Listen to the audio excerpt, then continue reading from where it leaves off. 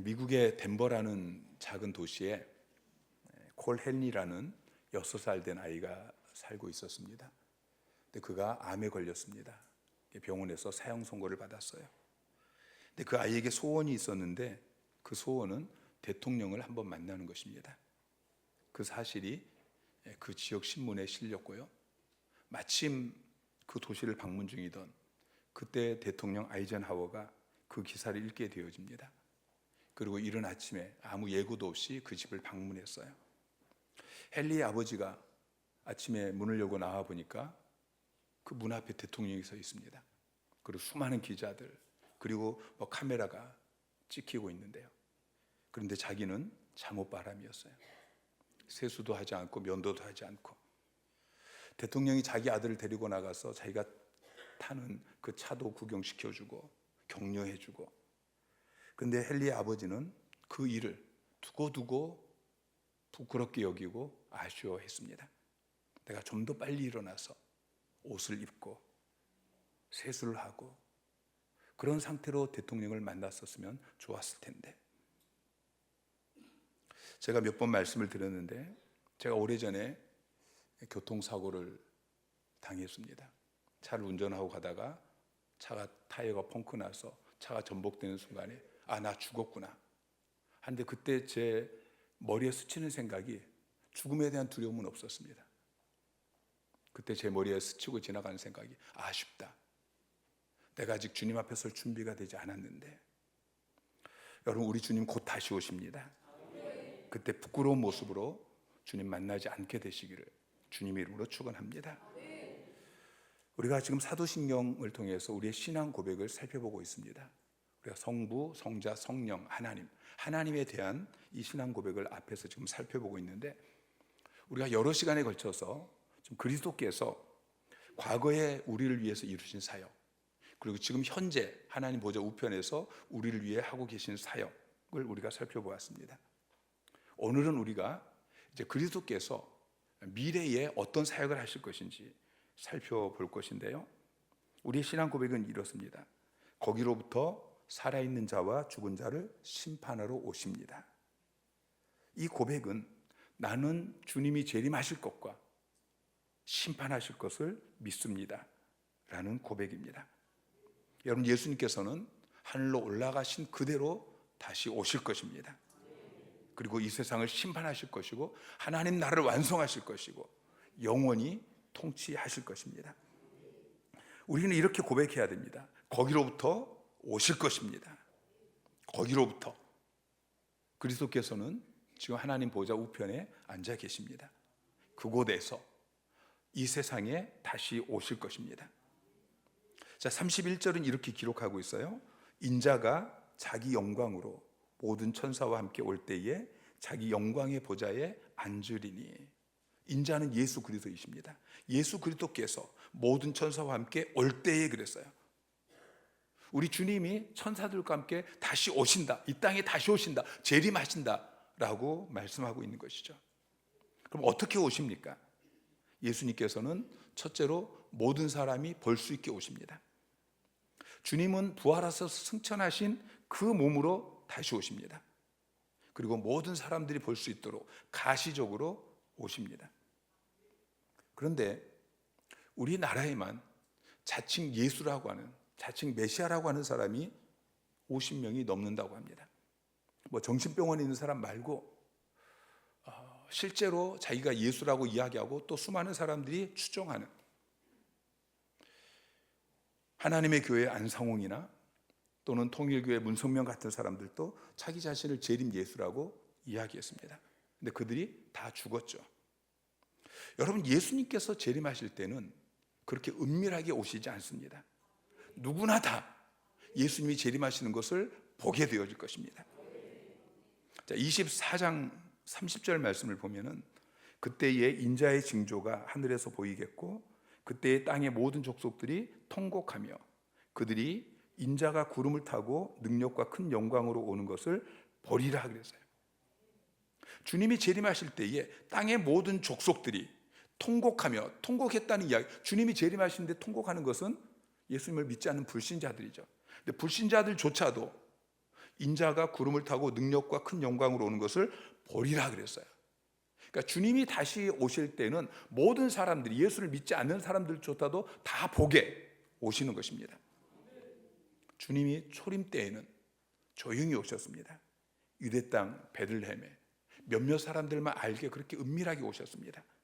그러나 재림 때에는 목포에 재림하시면은 목포에 사는 몇몇 사람들만 주님의 재림을 보는 것이 아니고 땅의 모든 족속이 다 볼 수 있도록 그렇게 오신다고 말씀하고 있습니다. 여러분, 예수 그리스도께서는 결코 은밀하게 비밀스럽게 그렇게 다시 오시지 않습니다. 24장 26절 27절 말씀 시작. 그러면 사람들이 너희에게 말하되 보라 그리스도가 광야에 있다 하여도 나가지 말고 보라 골방에 있다 하여도 믿지 말라. 번개가 동편에서 나서 서편까지 번쩍임 같이 인자의 임함도 그러하리라. 자, 사람들이 그리스도가 광야에 있다, 골방에 있다 그렇게 이야기할 때 믿지 말라고 이야기하고 있어요. 주님은 그렇게 은밀하게 오시는 게 아니에요. 주님은 번개가 동편에서 나서 서편까지 번쩍임 같이 천군 천사와 함께 하나님의 나팔 소리와 함께 구름을 타고 큰 영광 가운데 그렇게 공개적으로 온 세상이 알 수 있도록 재림하시는 것입니다. 그러니까 주님은 아직 재림하지 않으셨습니다. 그러나 앞으로 그렇게 오실 것을 믿으시기 바랍니다. 두 번째로 주님은 부활하신 영광의 몸으로 그리고 심판주로 이 땅에 오십니다. 사도행전 1장 11절 말씀 시작. 너희 가운데서 하늘로 올라가신 이 예수는 하늘로 가심을 본 그대로 오시리라. 자, 주님께서는 하늘로 가심을 본 그대로 다시 이 땅에 오신다고 말씀하고 있어요. 예수 그리스도께서 2000년 전에 이 땅에 초림하실 때에는 사람들의 죄를 대속하기 위해서 우리와 똑같은 몸을 입고 여인의 몸에 어린아이로 태어났습니다. 그러나 그분이 승천하실 때는 우리와 다른 몸으로 승천하셨어요. 부활하신 몸, 신령한 몸으로 승천하셨어요. 그런데 주님께서 재림하실 때는 하늘로 가심을 본 그대로 다시 이 땅에 오신다고 말씀하고 있죠. 주님이 재림하실 때는 우리의 죄를 대신 담당하기 위해서 우리와 똑같은 인간의 몸으로 이 땅에 오시는 것이 아니고 우리의 죄를 심판하시기 위한 심판주로 이 땅에 오시는 거예요. 그래서 이단들이 이야기하는 것처럼 어머니 뱃속에서 어린아이로 그렇게 다시 오시는 게 아니에요. 문선명이나 또는 안상홍처럼 그렇게 볼품없는 병들고 죽을 수밖에 없는 그런 몸으로 이 땅에 오시는 게 아니에요. 그래서 어떤 사람이 자기가 재림 예수라고 이야기할 때 여러분 믿지 마시기 바랍니다. 자, 24장 23절은 이렇게 이야기해요. 그때 사람이 너희에게 말하되 보라 그리스도가 여기 있다 혹은 저기 있다 하여도 믿지 말라고 이야기하고 있어요. 여러분, 주님이 재림하시면 옆에서 누군가가 주님이 재림하셨대, 저기 어디 계신데 가보자 이렇게 이야기하지 않아도 여러분이 아는 거예요. 그러니까 여러분이 아직 모르고 있으면은 주님 아직 재림하지 않으신 거예요. 자, 데살로니가 전서 4장 16절은 이렇게 이야기합니다. 주께서 호령과 천사장의 소리와 하나님의 나팔 소리로 친히 하늘로부터 강림하시리니. 주께서 다시 이 땅에 오실 때는 호령과 천사장의 소리와 하나님의 나팔 소리로 강림하신다고 말씀하고 있어요. 우리 주님은 하늘로 올라가심을 본 그대로 다시 오실 것입니다. 호령과 천사장의 소리와 하나님의 나팔 소리와 함께 이 땅에 오시게 될 것입니다. 번개가 동편에서부터 서편까지 그렇게 번쩍임 같이 온 땅이 다 알 수 있도록 그렇게 공개적으로 임하게 되실 것입니다. 그런데 이단들은 또 이렇게 이야기해요. 예수님께서 재림하실 때에 도둑같이 오신다고 말씀하셨어. 여러분, 도둑같이 오신다는 말은 자, 데살로니가전서 5장 2절 3절 말씀 시작. 주의 날이 밤에 도둑같이 이를 줄을 너희 자신이 자세히 알기 때문이라. 그들이 평안하다 안전하다 할 그때에 임신한 여자에게 해산의 고통이 이름과 같이 멸망이 갑자기 그들에게 이르리니 결코 피하지 못하리라. 자, 주의 날이 밤에 도둑같이 이른다라고 이야기하고 있죠. 자, 도둑같이 온다는 것은 두 가지 의미가 있어요. 도둑같이 오는 것은 아무도 모르게 은밀하게 오는, 그게 첫 번째 의미이고, 두 번째는 갑자기 온다는 거예요. 여러분, 오늘 데살로니가전서 5장 2절 3절 말씀해 보면은 주의 날이 밤에 도둑같이 이를 줄을 그렇게 이야기하고, 그 뒤에는 어떻게 이야기합니까? 갑자기 그들에게 이르리니 라고 이야기하고 있어요. 그러니까 도둑같이 온다는 것은 은밀하게 오신다는 것이 아니고 갑자기 오신다는 거예요. 평안하다, 안전하다 그러면서 주님이 재림하실 것을 준비하지 않고 세상의 마음을 빼앗기고 사는 사람들에게는 도둑같이 갑자기, 좀 더 있다 오실 줄 알았는데 오늘 주님이 오신다는 것이죠. 자, 24장 37절부터 보면은 노아의 때에 사람들이 먹고 마시고 장가들고 시집가고 그런 것처럼 주님이 재림하실 때 세상 사람들이 다 그렇게 살게 될 것이라고 말씀하고 있습니다. 사람들이 이 세상에서 먹고 마시고 장가가고 집 짓고 여기에 정신이 빨려서 주님이 재림하실 것, 주님이 다시 오셔서 이 땅을 심판하시고 하나님 나라를 세우시고 영원한 통치자가 되어지실, 이걸 전혀 생각하지 못하고 있다가 어느 날 갑자기 주님께서 재림하신다는 것이죠. 그때 그들은 통곡하며 주님의 재림을 맞이하게 될 것입니다. 24장 30절 말씀이에요. 그때 땅의 모든 족속들이 통곡하며 그들이 인자가 구름을 타고 능력과 큰 영광으로 오는 것을 보리라. 그러나 그날을 준비하고 기다리는 경건한 그리스도인들에게는 주님께서 결코 도둑같이 임하지 않습니다. 왜냐하면 주님이 이미 재림의 징조들을 말씀하셨기 때문에 깨어서 이 시대를 분별하면서 말씀을 분별하고 이 시대의 역사 모든 것들을 분별하면서 주님의 재림을 기다리고 있기 때문인 것이죠. 데살로니가전서 5장 4절에 형제들아 너희는 어둠에 있지 아니하며 그날이 도둑같이 너에게 임하지 못하리니. 여러분, 우리가 깨어 주님의 다시 오심을 준비한다면 주님은 도둑같이 우리에게 임하지 않습니다. 여러분, 어둠에 있지 마시기 바랍니다. 세상의 마음을 빼앗기지 마시기 바랍니다. 깨어서 말씀을 통해서 이 시대를 분별하며 주님의 다시 오심을 준비하는 여러분 되시기를 주님의 이름으로 축원합니다. 자, 24장 3절에 제자들이 조용히 와서 이르되 우리에게 이르소서 어느 때에 이런 일이 있겠사오며 또 주의 임하심과 세상 끝에는 무슨 징조가 있사오리까. 제자들이 주님께 묻습니다. 주님이 다시 오실 때에, 주님이 재림하시기 전에 세상에 어떤 징조가 있습니까? 그래서 주님께서 4절부터 14절까지 그 징조를 쭉 말씀하십니다. 자, 5절에 보면 24장 5절에 보면은 많은 사람이 내 이름으로 와서 이르되 나는 그리스도라 하여 많은 사람을 미혹하리라. 거짓 그리스도의 미혹이 있다고 이야기하고 있어요.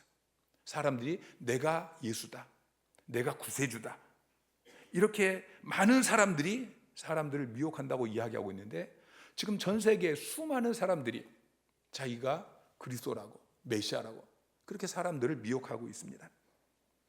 두 번째는 전쟁과 재난이 있다고 이야기합니다. 7절 말씀을 보면은 민족이 민족을, 나라가 나라를 대적하여 일어나겠고 곳곳에 기근과 지진이 있으리니.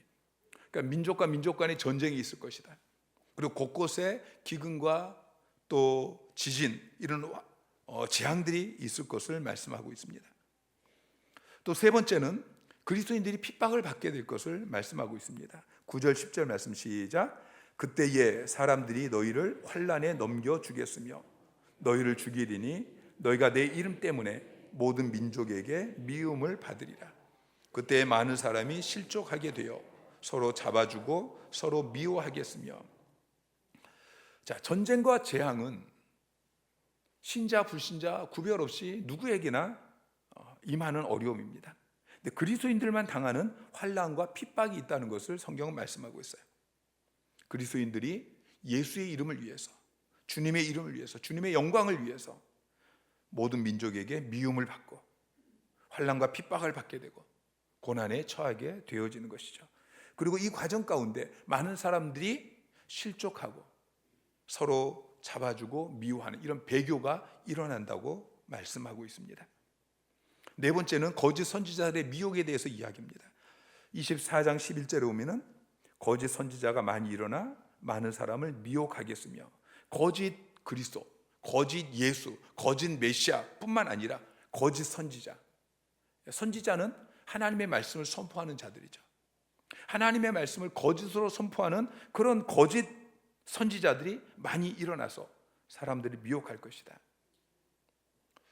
요 며칠 제가 유튜브를 보면 뜨는 영상이 있어요. 아주 유명한 목사고요. 영향력 있는 그런 목사예요.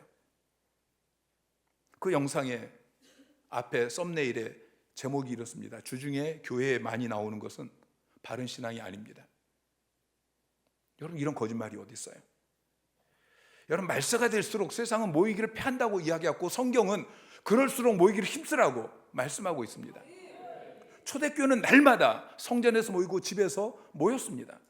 그런데 주중에 교회 많이 나오는 것은 바른 신앙이 아닙니다. 이렇게 이야기하고 거기에 많은 사람들이 좋아요 누르고 또 목사님들조차도 뭐 댓글에 존경합니다 이렇게 써놓고 있어요.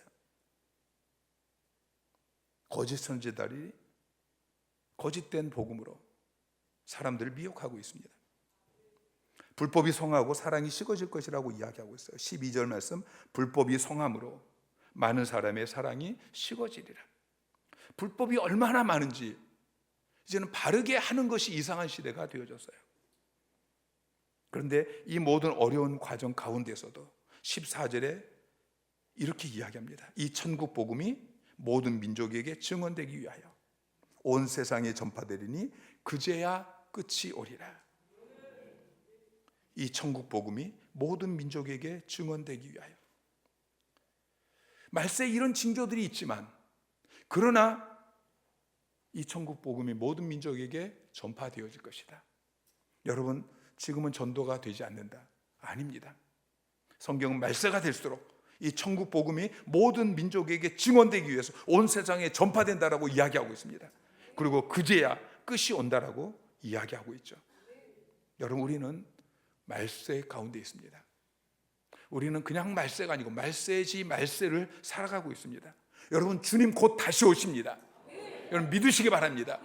우리는 더 이상 이 세상의 어둠에 마음을 빼앗기고 거기 묻혀 사는 것이 아니고 주님의 다시 오심을 준비하는 거룩한 신부의 모습이 되어야 할 것입니다.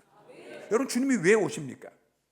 주님은 살아있는 자와 죽은 자를 심판하시기 위해서 이 땅에 오십니다. 주님이 재림하시는 가장 큰 이유는 심판하시기 위함이에요. 주님께서 2000년 전에 이 땅에 오셨을 때는 하나님의 영원한 심판에서부터 우리를 구원하기 위해서 구세주로 오셨어요. 그런데 주님이 재림하실 때는 이제는 구원자로 오시는 것이 아니고 심판자로 오십니다. 자, 32절 말씀 시작. 모든 민족을 그 앞에 모으고 각각 구분하기를 목자가 양과 염소를 구분하는 것 같이 하여. 자, 모든 민족을 구분한다고 이야기하고 있어요.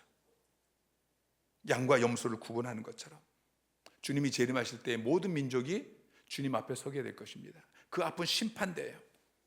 그래서 살아있는 자와 죽은 자를 심판하러 오신다고 우리가 고백하고 있는 것이죠. 주님이 재림하시는 그 시간에 살아있는 자뿐만 아니라 이미 죽은 자들도 심판대 앞에 서게 되어집니다.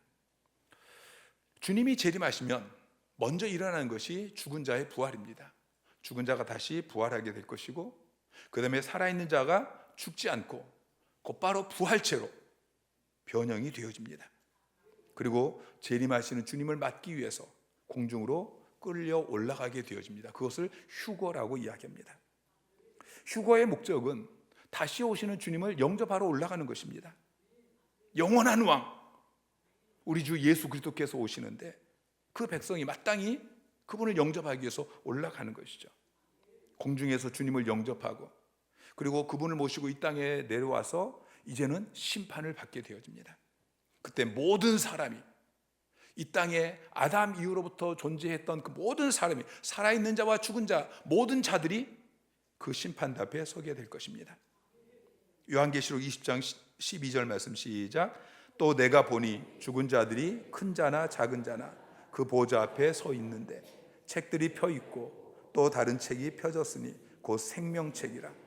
죽은 자들이 자기 행위를 따라 책들에 기록된 대로 심판을 받으니. 자, 죽은 자들이 큰 자나 작은 자나 그 보좌 앞에 서게 되어지고 그 앞에 생명책이 있습니다. 죽은 자들이 자기 행위를 따라서 책에 기록된 대로 심판을 받게 된다라고 말씀하고 있죠.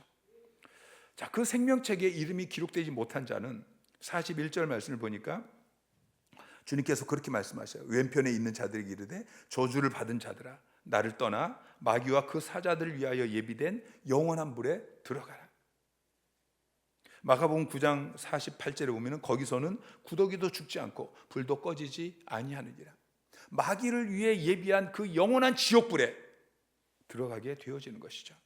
그러나 생명책에 기록된 자는 34절에 이렇게 말씀하고 있습니다. 내 아버지께 복받을 자들이여 나와 창세로부터 너희를 위하여 예비된 나라를 상속받으라. 여러분, 주님 다시 오실 것이고 그리고 심판하게 되어질 것인데 여러분, 심판을 부정적으로만 생각하지 마세요. 악인의 심판만 있는 것이 아니고 의인의 심판도 있는 것입니다. 이 심판은 벌을 주기 위해서 하는 것이 아니고 상을 주기 위해서 하는 심판이에요. 여러분, 주님의 재림, 이 세상의 종말, 죽음, 이런 것은 우울한 이야기가 아닌 것입니다. 기쁨의 소식입니다. 우리에게 소망을 주는 메시지인 것이죠. 여러분, 이 사실을 믿습니까? 우리 주 예수 그리스도께서 하나님 보좌 우편으로부터 살아있는 자와 죽은 자를 심판하기 위해서 이 땅에 다시 오실 것을 여러분 믿으십니까? 여러분 믿는다면 우리가 이제 어떻게 살아야 되겠습니까? 우리는 다시 오실 주님을 맞이할 준비를 하며 살아야 하는 것입니다. 자, 어떤 사람은 영원히 예비되어진 그 불에 들어가게 되어지고 어떤 사람은 창세로부터 예비된 그 나라를 상속받게 되어지는데 여러분 그 기준이 무엇입니까? 자, 34절부터 36절까지 이렇게 이야기하고 있어요. 창세로부터 너희를 위하여 상속된 나라를 예비된 나라를 상속받으라. 어떤 사람에게요? 내가 줄일 때에 너희가 먹을 것을 주었고 목마를 때 마시게 하였고 나그네 되었을 때 영접하였고 헐벗었을 때 옷을 입혔고 병들었을 때에 돌보았고 옥에 갇혔을 때 와서 보았느니라. 또 41절부터 보면은 예비된 영원한 불에 들어가라.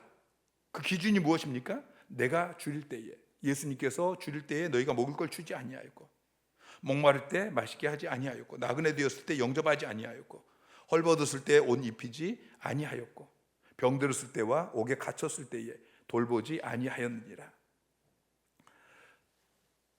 자, 주님이 심판하실 때에 왼편 오른편으로 구분되어지는 그 기준이 무엇입니까?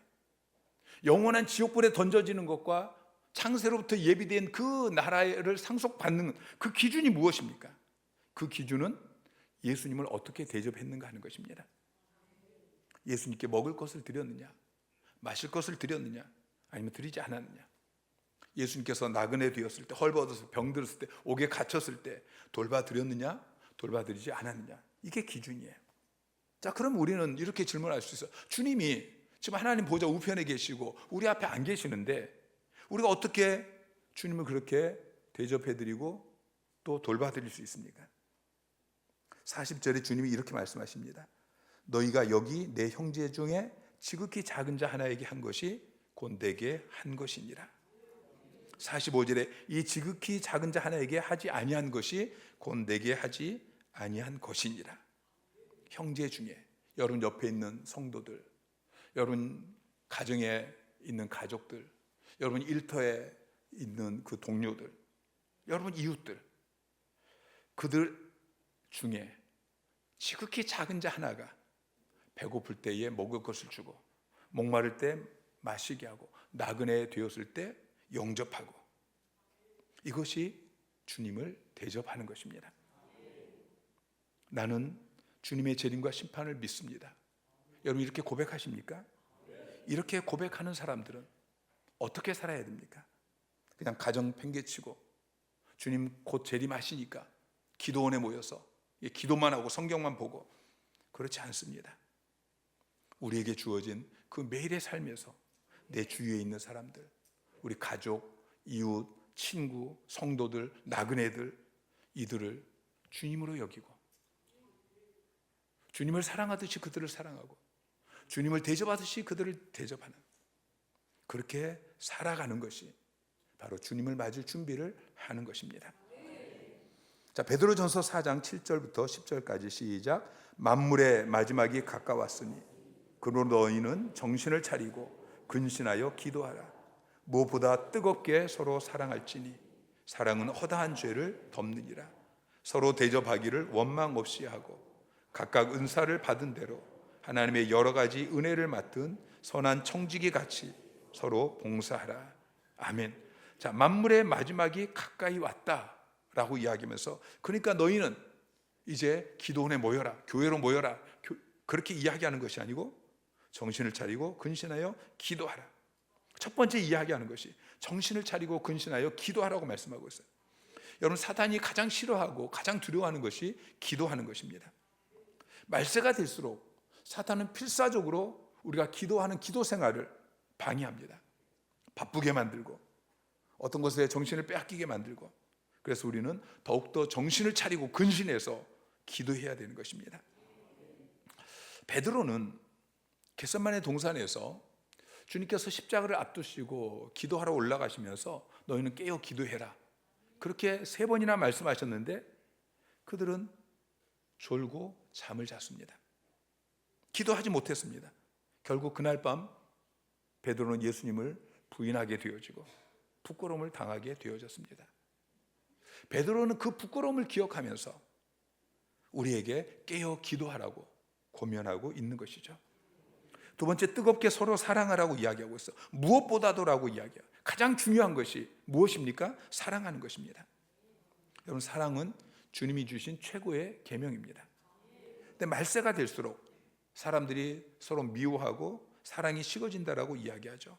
자, 24장 10절에 보면은 그때 많은 사람이 실족하게 되어 서로 잡아주고 서로 미워하겠으며, 12절에는 불법이 성함으로 많은 사람의 사랑이 식어지리라. 그래서 말세가 될수록 서로 미워하고 사랑이 식어지고, 그러니까 어떻게 하라고 이야기해요? 뜨겁게 사랑하라고 말씀하고 있어요.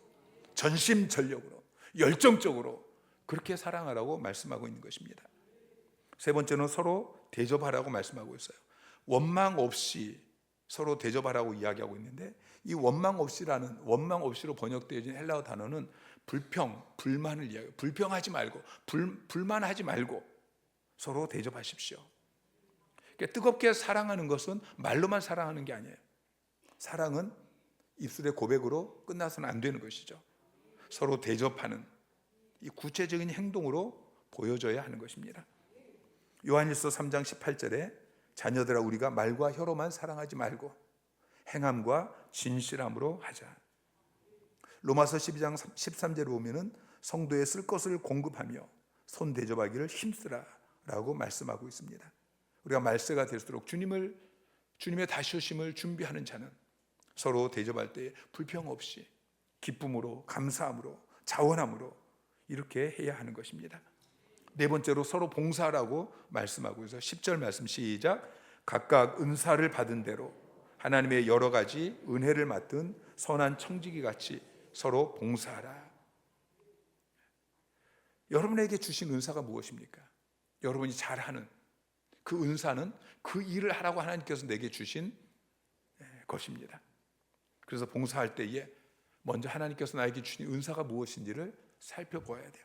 내가 하고 싶은 일을 하는 것이 아니고 내가 잘 할 수 있는 일, 하나님이 나에게 시키신 일, 내게 은사로 주신 일, 그 일을 해야 되는 것이죠. 선한 청지기에 같이 봉사하라고 이야기하고 있어요. 여러분, 청지기는 자기 것이 하나도 없습니다. 청지기는 주인의 것을 맡아서 관리하는 사람이죠. 여러분, 우리는 청지기라는 걸 기억해야 돼요. 우리의 생명도 이거 내 거 아니고요, 시간도 물질도 내가 가지고 있는 이 모든 것이 내 것이 아닙니다. 하나님이 우리에게 맡기신 거예요. 그것 가지고 가족을 섬기고 이웃을 섬기고 성도들을 섬기고 불신자들을 섬기라고 우리에게 맡기신 것입니다. 자, 베드로 사도는 만물의 마지막이 가까웠으니, 주님의 재림이 이제 얼마 남지 않았으니 산속에 모여라, 세상 일 팽개치고 가정 일 다 팽개치고 그렇게 모여라 라고 이야기하지 않습니다. 평소에 하던 것, 가장 기본적인 것, 기도하는 것, 사랑하는 것, 대접하는 것, 봉사하는 것, 이것을 제대로 하라고 말씀하고 있습니다. 여러분, 우리는 시한부 종말론자처럼 또는 어떤 잘못된 이단들처럼 주님의 재림을 두려워할 필요가 없습니다. 주님이 재림하신다고 막 소란해할 필요가 없습니다. 데살로니가 후서 2장 2절은 이렇게 이야기합니다. 영으로나 또는 말로나 또는 우리에게서 받았다는 편지로나 주의 날이 이르렀다고 해서 쉽게 마음이 흔들리거나 두려워하거나 하지 말아야 한다는 것이니라. 여러분, 주의 날이 이르렀다고 해서 우리는 마음이 흔들릴 필요가 없습니다. 두려워할 필요가 없습니다. 우리가 지금까지 하는 것처럼 주일이면 교회 모여서 또 공예배가 있는 날 교회로 모여서 함께 예배드리고 예배를 통해 힘을 공급받고 그리고 또 세상에 나가서 가정에 나가서 일터에 나가서 사기 현장에 나가서 우리에게 맡긴 그 은사를 가지고서 대접하고 봉사하고 섬기고 사랑하고 그렇게 살아가면 되는 것입니다. 주님은 거기로부터 살아있는 자와 죽은 자를 심판하러 다시 오실 것입니다. 속히 오실 것입니다. 요한계시록 22장 20절에 이것들을 증언하신 이가 이르시되 내가 진실로 속히 오리라 하시거늘 아멘. 주 예수여 오시옵소서. 주님께서 말씀하십니다. 내가 속히 다시 올 것이다. 이 말씀에 대해서 우리는 마라나타 아멘 주 예수여 어서 오시옵소서 이렇게 대답할 수 있는 자가 되어야 할 것입니다. 사랑하는 성도 여러분, 우리는 말세를 살아가고 있습니다. 늘 시대를 분별하며 살아가십시오. 주님이 여러분에게 도둑같이 임하지 않도록 하십시오. 늘 깨어서 기도하시고 사랑하시고 대접하시고 봉사하시고 그렇게 기름 준비를 잘 하는 거룩한 주님의 신부의 삶을 사시기를 주님의 이름으로 축원합니다.